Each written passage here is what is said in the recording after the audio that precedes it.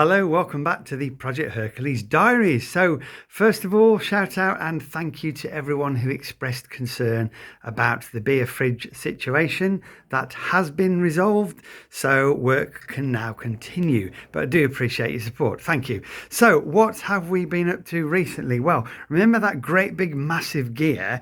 We've managed through a fair bit of effort, here it is here, this monster, we've actually managed to cut it in half, which is great because it's obviously half the weight now, and we can reduce that weight further by putting some holes in here. It still needs to be faced off. It's about 15 mil thick, and ultimately it'll end up about 10 or 11 mil thick. The final width is dependent on where we space the starter motor and the dyno start, so there's a final sizing exercise to be done there, and we'll bore out the center so we can locate the sprocket, which we're going to drill 3 holes and tap them so we can bolt the sprocket to the gear, and the sprocket has got a keyway on the dyno start, so it'll all be nicely together.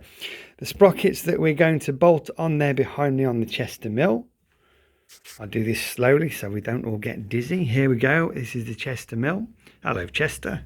So we've got them on the rotary table. We've turned a shoulder on the sprockets. They're both the same diameter, and we'll bore out the centre of the gear to be the same diameter. So that'll be not a press fit, just a locating fit, because the 3 holes here will bolt the sprocket to the gear. We've left that shoulder there for chain clearance, so the 3/8 chain won't be rubbing up against the gear. That's quite important, that, and we've checked that with the chain in situ, so that's ready to go as well. The next job will be to take these 2 gears. We drilled them obviously with the right spacing, and we've kept the first hole opposite to the keyway, so the keyway is not going to impinge on the holes, and we just drilled through one sprocket to get to the other, so they'll be exactly the same. Next job's to turn them round and put a spot face cutter in from the other side, because we're using cap screws and we want the head of the cap screw to recess in again for chain clearance.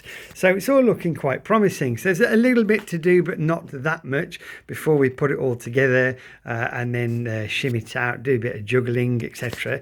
But I reckon perhaps in the next week or so we can try turning the bike over and see if it all works. Everything crossed. So that's where we're at right now. As usual, thank you for watching, and more updates will follow.